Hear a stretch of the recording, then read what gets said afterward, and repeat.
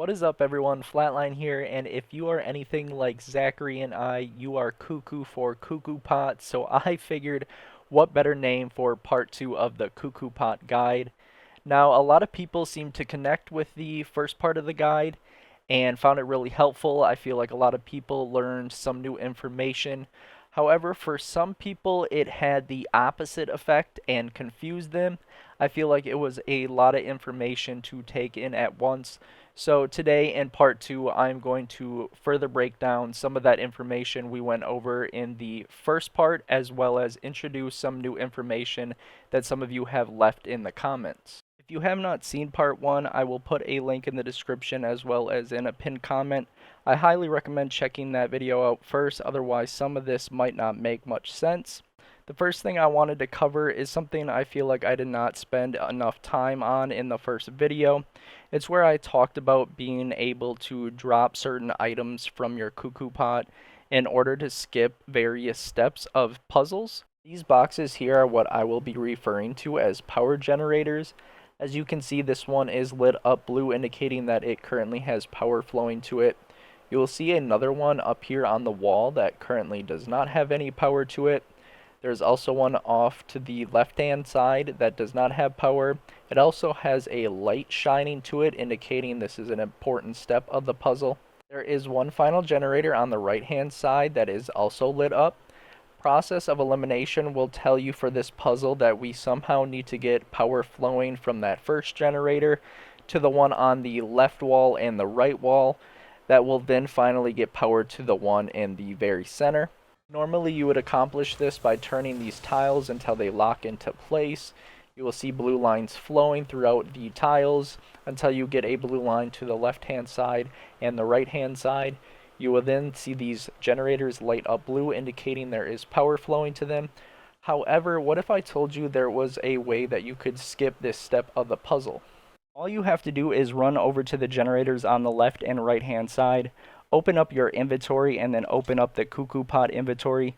You will then begin to see all of the items that you have been sealing, and you will notice a lot of them are labeled as power cores. You can actually use any one of these. Go ahead and hover over the item. Click X or square if you are on PlayStation controller to discard the item. This will actually then drop the item in front of you. You can then hold left stick in and release to grab the item.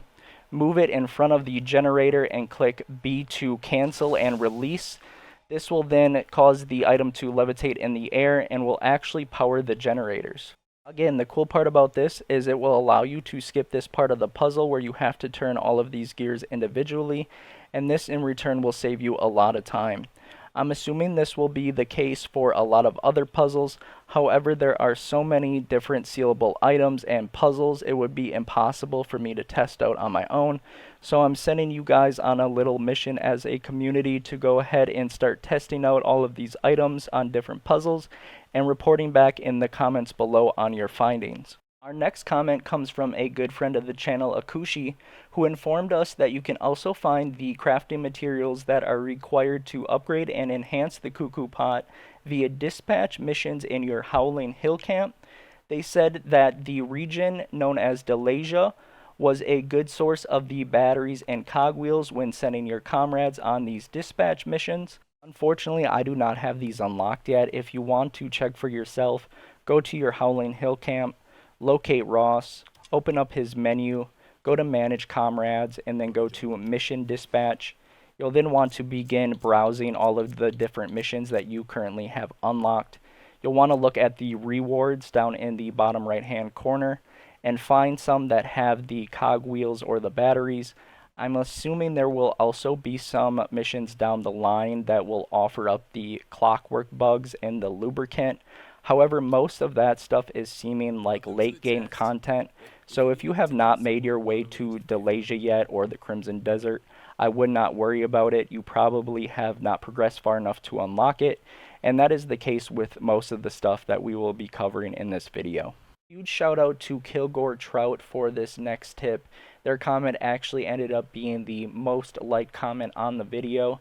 They said that the majority of recipes that are required to upgrade and enhance the Kuku pots are actually tied to which quests that have you cleansing sanctums. These sanctums will appear throughout the world, and from what I can tell, there appears to be 4 sanctums in each major territory.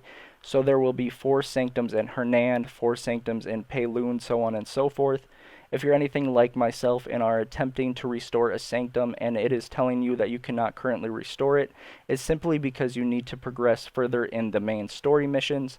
Now again, these witch missions will unlock recipes for the Kuku pot, so it is highly suggested that you complete these as soon as possible. You might have also noticed a little bonus tip he left for us, which is that after you cleanse a sanctum, you get a cutscene with the witch, and after that there is a mini game that requires blinding flash, which will give you the core for that sanctum.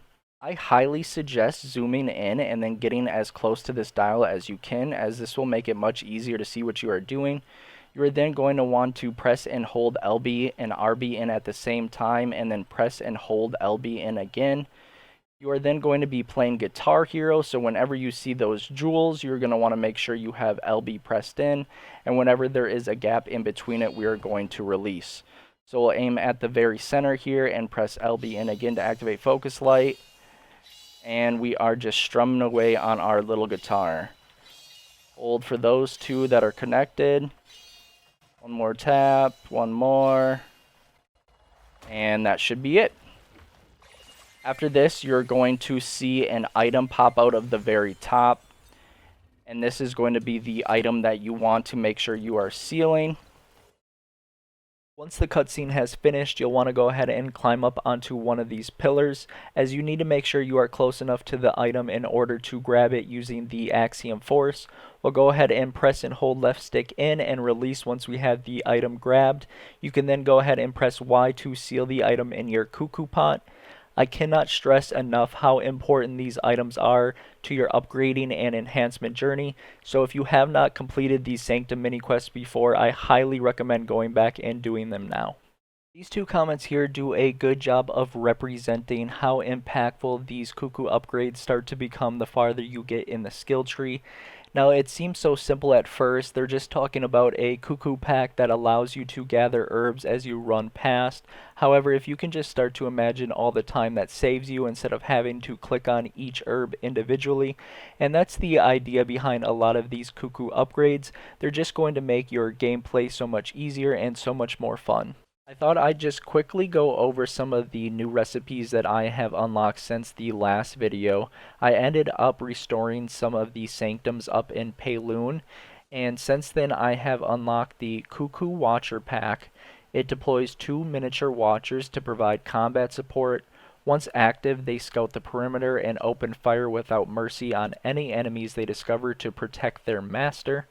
This one sounds really fun. You basically get 2 little minions running around doing damage for you while you're attacking, which is obviously great. Next we have the Kuku Rocket Pack, which allows Unka to fly. It says due to its heavy recoil and a design tailored specifically for orcs, it would likely be difficult for any of the Greymanes to use except for Unka. Then there's the Kuku Flame Resistant Armor, which says the core of Absolution fused within the armor grants superior heat resistance, preventing it from melting even under the most intense fire attacks. And as you can see, it has a fire resistance of level 10, which you can tell is going to be really good against certain enemies and bosses. I'm really excited about this one, the High Mobility A tag. Unfortunately, I first have to unlock the small Kuku A tag, but once I unlock that, I can make the High Mobility, which says it enables strategic versatility through rapid movement across the battlefield and the exploitation of enemy blind spots rather than direct assaults. I don't know what that necessarily means. I'm assuming that's maybe some sort of dash during combat, but just by reading it, you can tell it's going to affect combat in a way that seems very crucial. We then have the Kuku Bismuth Spear, which has the bismuth affinity on it. I really hope I'm pronouncing that right. It says it retains the ability to petrify enemies, slowing them down as if they were turned to stone. If you can just imagine that as a crowd control when there's big groups of enemies, even against bosses, you're basically going to be slowing the enemies down, making dodging easier, making attacking easier, and just overall making combat so much smoother. Kuku Flame Spear. Though persistent overheating issues prevent it from spewing flames indefinitely, it remains a weapon of formidable power. You can see it has the fire weapon attack on it. It's basically a flamethrower. I'm sure some of you have already gone against enemies that have been using it, and I think there's a lot of you out there that are really going to enjoy this one. This one seems pretty funny, the Kuku Propeller Spear. It says upon activation, a compressed gust erupts, blowing enemies away. If you can just imagine using that against a bunch of enemies, even maybe using it up on top of a cliff when there's a group of enemies towards the edge of the cliff and you can just push them all off of it. Another fun item. Last but not least, the Frost Spitter. Cold emitted from the nozzle freezes everything in an instant, and enemies trapped in ice often shatter on the spot. I don't know about you guys, but that sounds insane. It sounds like it just deletes enemies at a certain point. Definitely one I am excited to try out and will probably make a video on at some point. You can tell some of these materials will take a little bit longer to acquire, like the electromagnetic frost spitter.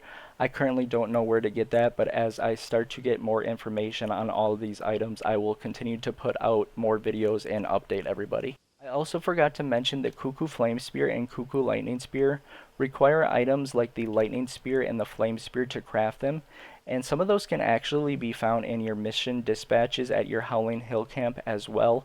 Make sure you are regularly checking those as you will continue to unlock a bunch of them regularly, and some of them will give you really good items like this, which will give you some really good upgrades. While upgrading certain pieces of gear, make sure that you do not have the item equipped if it is required for the upgrade. For instance, Kay Harris was trying to upgrade the Scorch Flame chest piece but was wearing it at the time, and Tracy pointed out that if they unequipped the piece of gear, they would then be able to upgrade the item, and they were in fact successful in doing so. Our final commenter, Isaac Pritchard, pointed out that you could not dye the armor. However, this was fixed in patch 1.04 and you are now able to dye all gear that comes from Kuku upgrades. I really hope this video helped. If it did, please make sure to leave a like. Comment if you have any feedback or if I missed anything. If your comment is helpful, it just might be featured in my next video. Thank you guys again for all the overwhelming support recently, and until next time, peace out.